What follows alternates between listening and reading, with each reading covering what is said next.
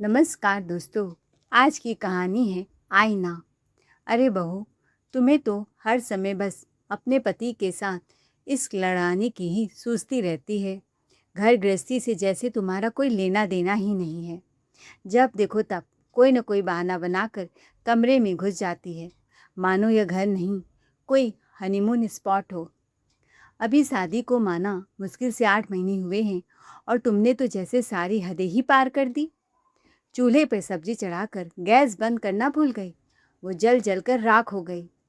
तुम्हें जरा भी अंदाजा है कितनी मेहनत से पैसा कमाया जाता है। हाय राम, न जाने किस घड़ी में तुम्हारे ससुर जी इस अनपढ़ गवार को मेरे सिर मढ़कर स्वर्ग सिधार गए। अब इस घर का सारा बोझ मुझ पर ही आ पड़ा है। ऊपर से तुम्हारी ये रोजमर्रा की लापरवाही। लगता है मेरा तो जीना ही दुश्वार हो गया है। अरे माँ, आप क्या, मेरा भी जीना दुश्वार हो गया है। मैं भी तो इस अनपढ़ गँवार से शादी करके रोज़ रोज़ की मुसीबत झेल रहा हूँ। गाँव से आई है, शहर के तौर तरीकों का तो इसे ज़रा भी ज्ञान नहीं है। न ढंग से कपड़े पहनना आता है, न घर संभालना। देखा नहीं आपने, न टाई मिलती है, न एक कपड़ा ठीक से आयरन है। कोई भी काम समय पर करना तो जैसे इसके बस की बात ही नहीं। उफ़, मुझे ऑफिस के लिए लेट हो रही है। सुहानी ने धीमी आवाज़ में कहा, आपकी टाई अलमारी में ही मैचिंग करके रखी है। ज़रा एक बार ध्यान से देखिए सुमित, मिल जाएगी। बस चुप, वह गर्जा। सुहानी सहम कर चुप हो गई। उसकी आंखों में आंसू तैरने लगे, लेकिन बोलने की हिम्मत नहीं हुई। तभी हॉल में सीता और गीता दोनों नंदे आ गई।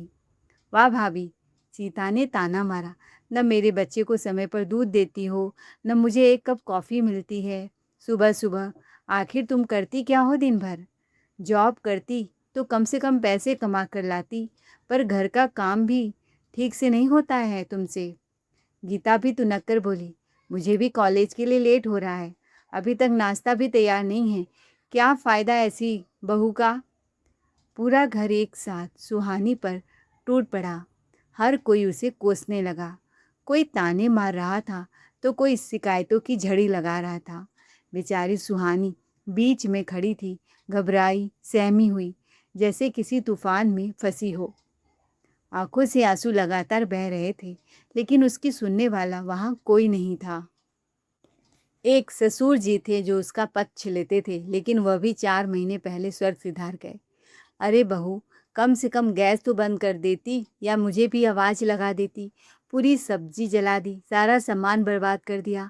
12वीं पास हो कि फेल, पर अकल जरा भी नहीं है, बिल्कुल अनपढ़ गँवार।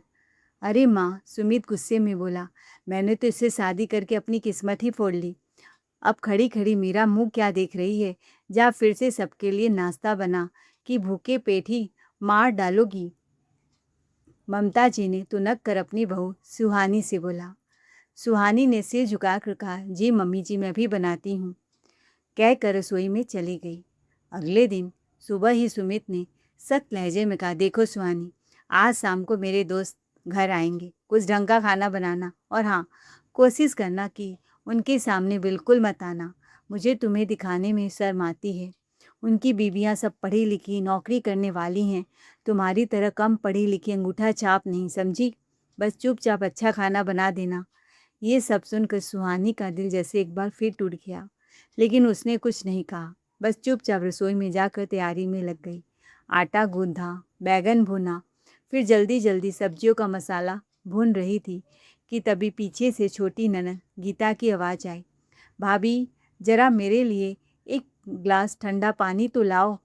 सुहानी ने कहा, दीदी, अभी हाथ काम में फंसा है, आप खुद ले लीजिए ना प्लीज़। तभी सीता ने ताना मारते हुए कहा, और मेरे लिए चाय के साथ गरम गरम पकौड़े भी बना देना, जल्दी। सुहानी ने थोड़ा हिम्मत जुटाकर जवाब दिया, दीदी, इनके दोस्त अभी आने वाले हैं, पहले उनके लिए खाना बना लूँ, फिर आप खा लीजिएगा। बस इतना सुनना था कि गीता भड़क उठी। देख रहे हो भैया, कैसे जुबान चला रही है तुम्हारी बीबी। एक गिलास पानी तक नहीं दे सकती और ऊपर से जवाब देती है, कोई काम समय पर नहीं करती। क्या गैस बंद करके पानी नहीं दे सकती थी? सुहानी चुपचाप सुन रही थी, लेकिन उसके मन में तूफान उमड़ रहा था। वह किचन में खड़ी खड़ी सोचने लगी, हर वक्त मेरे पति के कान भरती रहती हैं दोनों नंदे। खुद से एक गिलास पानी भी नहीं ले सकती और मुझसे पूछती हैं मैं करती क्या हूँ। अगर अभी सब्जी जल गई तो उसके भी ताने सुनने को मिलेंगे। भैया आप भी ना, गीता ने हंसते हुए ताना मारा। इस गवार से अपने दोस्तों के लिए फैंसी डिशेस बनवाओगे, इसे क्या आता है। इससे अच्छा है कि आप सीधा स्विगी और जोमेटो से ऑर्डर कर दीजिए, कम से कम इज्जत तो बच जाएगी। ममता जी गुस्से में तमतमाकर बोली, क्या मैं तुझे यहाँ सिर्फ सजा कर रखने के लिए लाई हूँ बहू? तेरा अचार डालूं क्या? 100 पीस है तू। जब ढंग का खाना बनाना ही नहीं आता तो इस घर में क्या कर रही है? सुहानी ने धीरे से कहा, मम्मी जी, जब आप लोग मुझे एक मौका देंगे तभी तो मैं कुछ अच्छा बना पाऊंगी। मौका? सीता गीता दोनों हंस पड़ी, मगर वह हंसी तानों से भरी थी। इन्हें सब्जी बनानी भी आती है क्या? कहीं आपके दोस्तों के सामने कुछ गड़बड़ कर दी ना तो भैया आपकी नाक कट जाएगी। भैया मैं तो कहती हूँ रिस्क ही क्यों लेना, सीधा स्विगी या जोमेटो से ऑर्डर कर लो, कम से कम सबको अच्छा खाना तो मिलेगा। चारों तरफ से ताने, हंसी और तिरस्कार सुहानी के कानों में गूंज रहे थे। सुमित गुस्से में बड़बड़ाया, अगर तुम कुछ कमाती तो मैं आराम से कुक रख लेता, लेकिन नहीं, मेरी ही बुद्धि मर गई थी जो मैंने इसे शादी कर लिया। असल में सुमित के मन में हमेशा एक ही सपना घूमता रहता था, एक पढ़ी लिखी नौकरी करने वाली स्मार्ट लड़की जो उसके दोस्तों की पत्नियों की तरह हो। लेकिन अपने पिता की जिद के आगे उसे झुकना पड़ा और उसने सुहानी से शादी कर ली। एक सीधी सादी गांव की लड़की जो भले ही ज़्यादा पढ़ी लिखी नहीं थी पर घर गृहस्थी संभालने में निपुण थी। शादी के बाद से ही जैसे उसकी यही सादगी उसकी सबसे बड़ी कमी बन गई। सास, ननद और खुद सुमित तीनों मिलकर ही हर छोटी बड़ी बात पर उसे ताने उलाने देते रहते। कभी उसके पहनावे पर, कभी उसके बोलने चालने के तौर तरीके पर, तो कभी उसके काम को लेकर। सुहानी हर बार चुपचाप सब सुन लेती, न जवाब देती न शिकायत करती। घर के हर कोने में उसकी मेहनत दिखती थी, लेकिन उसकी कद्र कहीं नहीं थी। वो इस घर में रह कर भी जैसे इस घर का हिस्सा नहीं बन पाई थी। सुनो सुहानी, तुम बस मेहमानों के लिए चाय या कॉफ़ी ही बना देना, और हाँ, मेरे दोस्तों के सामने आने की कोशिश बिल्कुल मत करना, मैं कोई बहाना बना दूंगा। फिर उसने गीता की तरफ मुड़कर कहा, गीता तुम ही मेरे दोस्तों के सामने खाना सारा सर्व कर देना। ठीक है भैया। गीता भाभी की ओर देखकर हंसने लगी। देखा भाभी, तुम्हारे इस घर में कोई इज्जत ही नहीं है। शाम होते ही दरवाजे की घंटी बजी। सुमित के दोस्त आ चुके थे। हंसी मजाक की आवाज़ें गूंजने लगी। उधर मोबाइल पर बार बार नज़र डालती गीता अचानक घबरा गई। भैया, वो स्विगी और जोमेटो से जो खाना ऑर्डर किया था वो सब डिले दिखा रहा है। तभी बाहर जोरदार बिजली कड़की और देखते ही देखते मूसलाधार बारिश शुरू हो गई। क्या?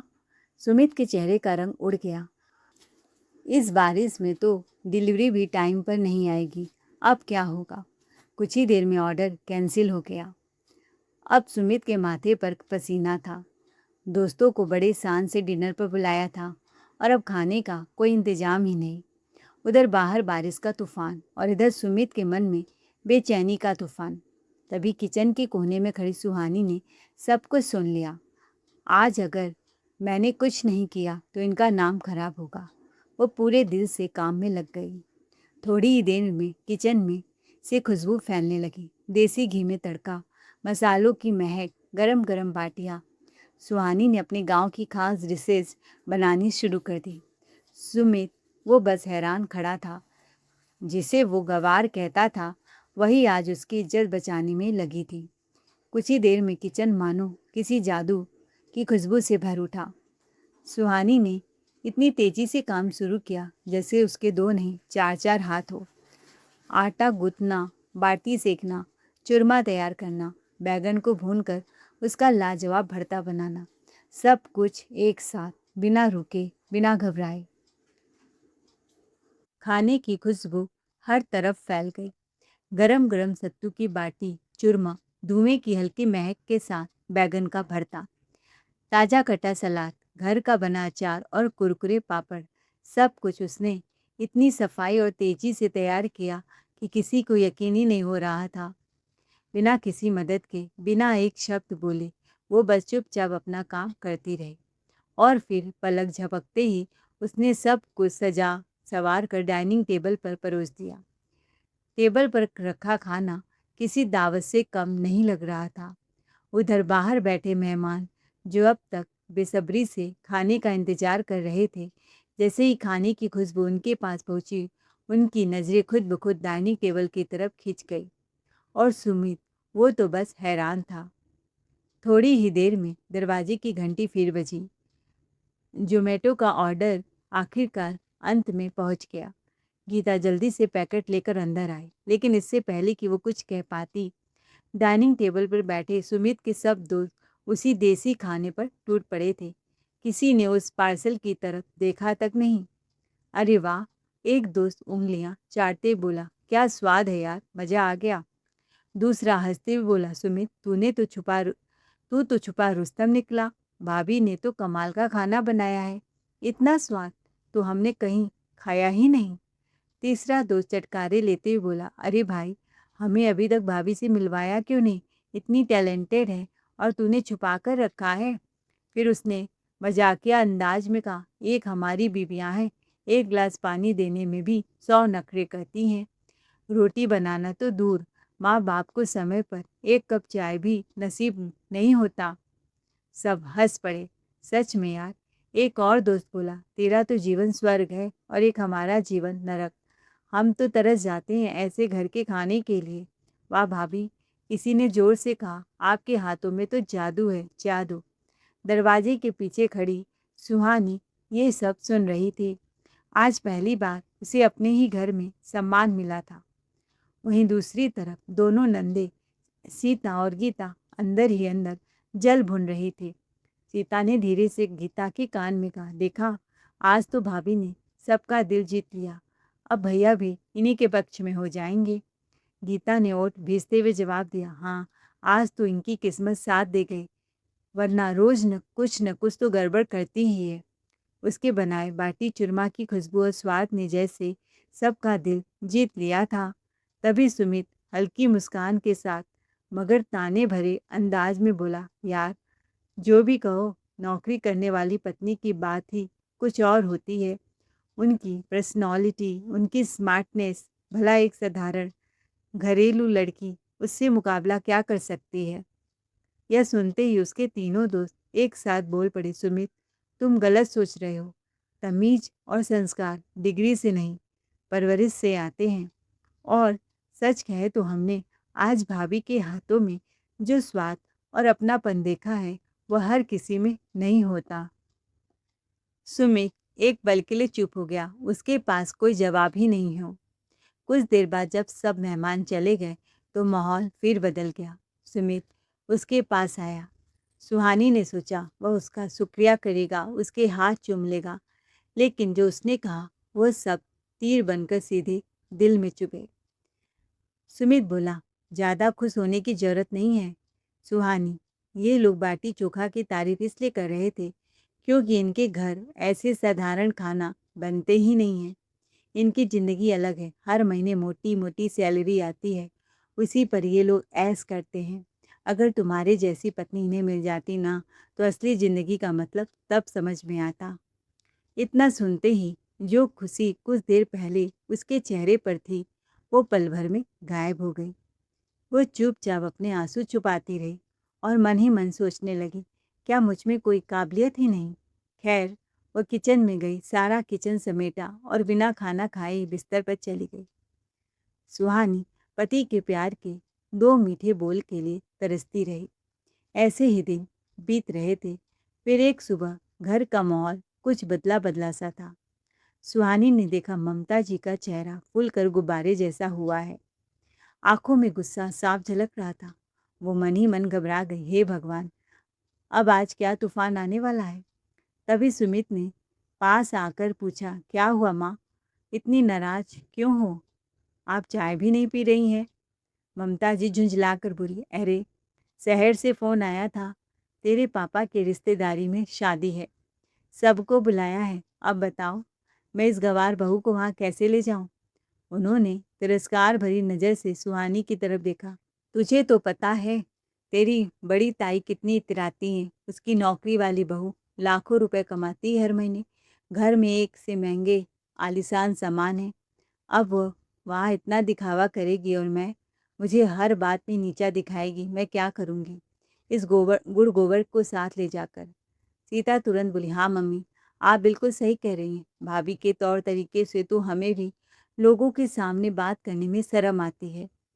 गीता भी पीछे नहीं रही। सच में लोग क्या सोचेंगे हमारे बारे में? इतना सुनते सुनते इस बार सुहानी के सब्र का बांध टूट गया। उसने पहली बार सीधे और साफ शब्दों में कहा, मम्मी जी, मैं कौन सा आपके बेटे से शादी करने के लिए मरी जा रही थी। आप ही लोग रिश्ता लेकर हमारे गांव आए थे। आपको पहले से पता था कि मैं 12वीं पास हूँ और मेरी 2 छोटी बहनें हैं। मैंने ना मेरे पिता ने कभी जोर जबरदस्ती की थी। इतना सुनते ही सुमित का गुस्सा भड़क उठा। वो जोर से चिल्लाया, हाथ दिखाते हुए, अब तेरी जुबान बहुत चलने लगी है। चुपचाप बस सुन, माँ से बहस मत कर, समझी? नहीं तो तेरे पूरे चेहरे का नक्शा ही बदल दूंगा। सुहानी चुप हो गई।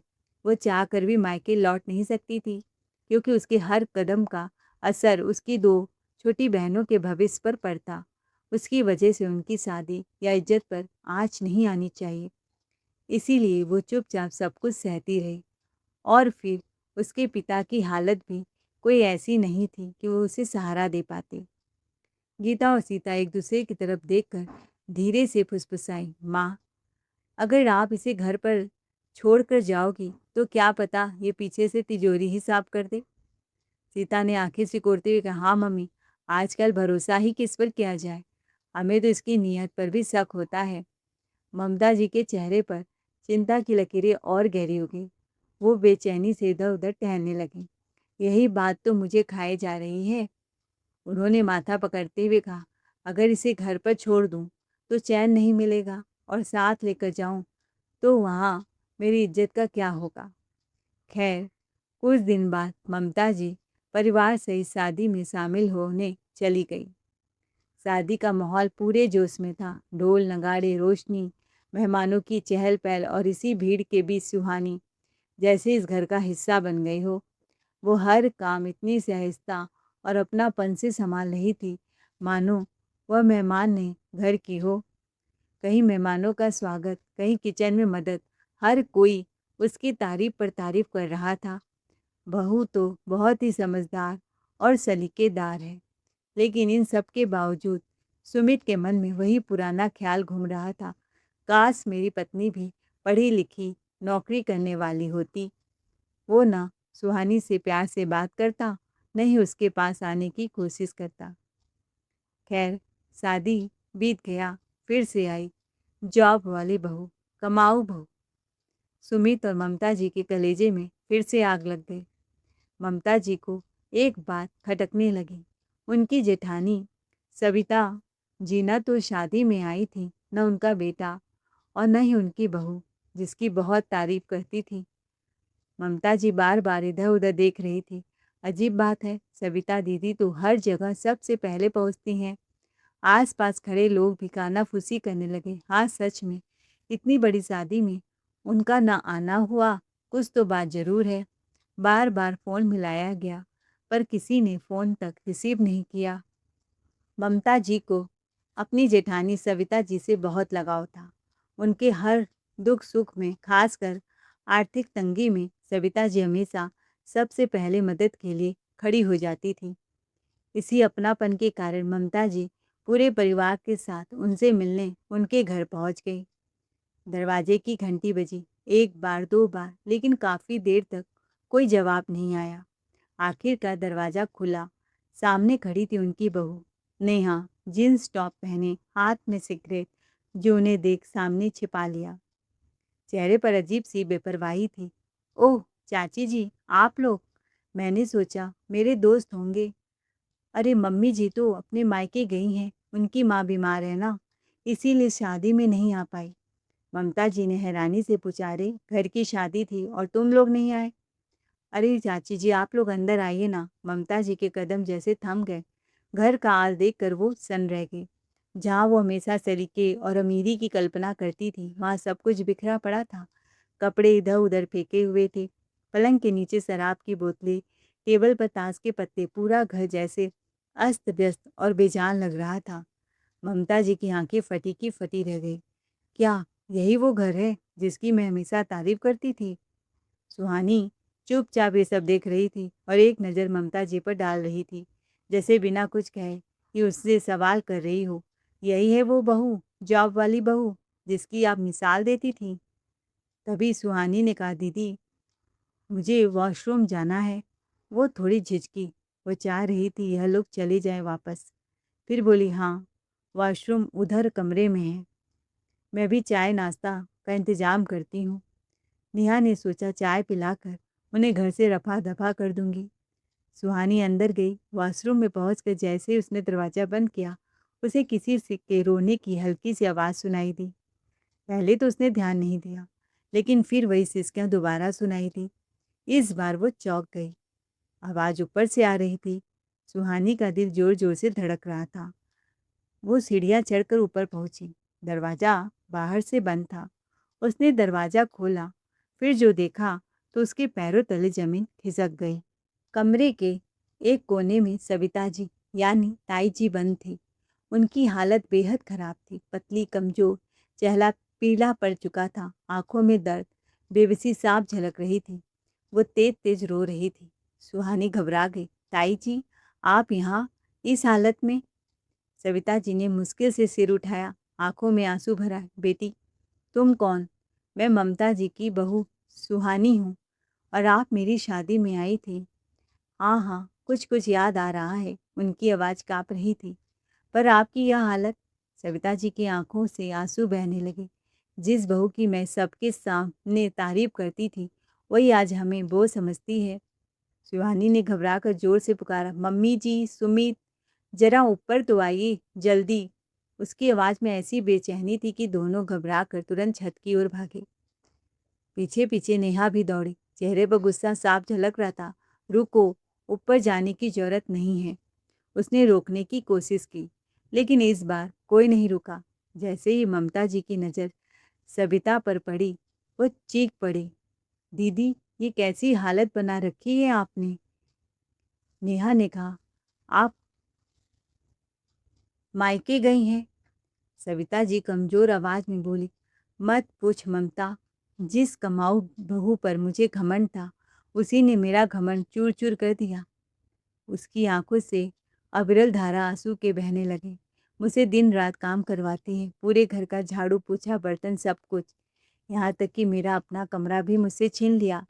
बुढ़ापे में मुझसे काम नहीं होता तो मुझे छत वाले कमरे में बंद कर देती है, खाना तक नहीं देती। ममता जी सन खड़ी थी, जैसे उनके पैरों तले जमीन खिसक गई हो। सविता जी की आवाज़ और भर्रा गई। वह पानी मांगने लगी। शिवानी ने झट से पानी पिलाया, फिर बोली, और मेरा बेटा, वो भी बदल गया है ममता। अब उसे मेरी नहीं, सिर्फ बीवी की बातें सुनाई देती हैं। बहू लाने से पहले संस्कार देखने चाहिए, कमाई नहीं। मैं पैसे और रुतबे के चक्कर में अंधी हो गई थी। फिर उन्होंने सुहानी की तरफ देखा, लेकिन तू तू तो बहुत भाग्यशाली है ममता। तेरी बहू तेरे साथ है। देख कितनी सुलझी हुई है, कितनी संस्कारी। कम से कम परिवार को तो जोड़कर रख रही है। ममता जी की आंखों से आंसू बह निकले। सविता जी ने दर्द से कहा, मेरे पति ने कितना समझाया था कि पैसे के पीछे मत भाग, परवरिश देख, संस्कार देख, गुण देख, लेकिन मैंने उनकी एक न सुनी। हाँ, मैं मानती हूँ हर नौकरी पेशे वाली लड़कियाँ ऐसी नहीं होती, पर मेरी किस्मत ही खराब थी जो मुझे ऐसी बहू मिली। वो मुझे धमकाती है कि घर के कागजात पर साइन कर दो, नहीं तो वह मुझे वृद्धाश्रम भेज देगी। ये सुनते ही ममता जी के कानों में जैसे किसी ने कांच तोड़ दिया हो। वो पत्थर की तरह खड़ी रह गई और पास खड़ी सुहानी चुप थी। ममता जी भी गुस्से से बोली, सच कहूँ तो नेहा, तुम बहू कहलाने के लायक भी नहीं हो। फिर उन्होंने सुहानी का हाथ थाम लिया, और ये मेरी बहू है जिस पर मुझे गर्व है। इसने कभी हमारा सिर झुकने नहीं दिया। हम इसे ताने देते रहे, फिर भी इसने हर बार हमारा मान रखा। सुमित आगे बढ़ा, आवाज़ भारी थी। आज मुझे भी अपनी गलती का एहसास हो गया है। लोग ठीक ही कहते हैं, बहू डिग्री से नहीं, दिल और संस्कारों के से घर में आती है। गीता और सीता शर्मिंदा होकर बोली, भाभी आपने तो हमें आईना दिखा दिया, हम भी गलत थे। सुमित ने नेहा की तरफ बुरी नज़र से देखा। तुमने बड़ी माँ को जितना सताया है उसके लिए तुम्हें जवाब देना होगा, हर चीज़ का हिसाब होगा। पैसों के लालच ने तुम्हें अंधा कर दिया, बड़ों की इज्जत तक भूल गई। और बड़ी मम्मी, आपने हमें फ़ोन क्यों नहीं किया? कैसे करती सुमित बेटा, बहू ने तो मेरा फ़ोन तक छीन लिया, मुझे हम कमरे में हमेशा बंद करके रखती है। उसने गुस्से में फ़ोन उठाया। मैं अभी पुलिस को बुलाता हूँ, अब ये मामला कोर्ट तक जाएगा। नेहा घबराकर हाथ जोड़ने लगी, गिड़गिड़ाने लगी, नहीं भैया जी प्लीज़, पुलिस को मत बुलाइए, गलती हो गई। तभी उसका पति सूरज भी आ गया। वो भी शर्म से सिर झुकाकर बोला, भाई मुझसे भी बहुत बड़ी गलती हो गई, मैं भी इसकी बातों में बहक गया था, लेकिन अब ऐसा कभी नहीं होगा। मैं माँ का ध्यान रखूँगा, बस एक मौका और दे दो। सुमित बोला, ठीक है इस बार छोड़ रहा हूँ, लेकिन ये आखिरी चेतावनी है। अगर बड़ी माँ के साथ दोबारा कुछ भी गलत हुआ तो अगली बार सीधे कानून ही बोलेगा। मैं हर महीने उनसे मिलने आऊँगा। ममता जी ने सविता जी को सहारा दिया और सुहानी उनके पास खड़ी थी। वह किचन में गई और सविता जी के लिए खाना बनाया, अपने हाथों से उन्हें खिलाया। उस दिन सिर्फ एक घर नहीं बदला था, बल्कि कई लोगों की सोच भी बदल गई थी। ममता जी की आंखों से आंसू लगातार बह रहे थे। वो सुहानी की तरफ मुड़ी। पहली बार बिना गुस्से, बिना ताने के, बहू मैंने तुझे कभी समझा ही नहीं, हमेशा दूसरों से तुलना करती रही। आज समझ में आया कि असली कीमत किस चीज़ की होती है। मुझे माफ़ कर दे, मैंने तुझे बहुत दुख दिया। तू सच में परफेक्ट बहू है। सुहानी की भी आंखें भर आई। घर पहुंचने के बाद सुमित सुहानी के पास गया। उसकी आवाज़ में पहली बार नरमी थी। सुहानी, मैंने हमेशा तुझे कम समझा, तुझे कभी वो इज्जत नहीं दी जिसकी तू हकदार थी। उसने नज़रें झुका ली, लेकिन आज मुझे अपनी गलती का एहसास हो गया है। सुहानी ने उसे देखा। उसकी आंखों में अब अहंकार नहीं, सच्चा पछतावा था। रिश्ते माफ़ी से नहीं, समझ और सम्मान से चलते हैं। अगर वो दे पाओगे तो सब अपने आप ठीक हो जाएगा। ये सब सुनकर सुमित की आंखें नम हो गई। उसने सुहानी को गले से लगा लिया, जिस प्यार के लिए वह इतने महीनों से तरसती रही। दोस्तों, आपको हमारी आज की कहानी कैसी लगी कमेंट करके ज़रूर बताएं। कहानी अच्छी लगी हो तो चैनल को लाइक शेयर सब्सक्राइब जरूर करें। Thanks for watching ARK voice.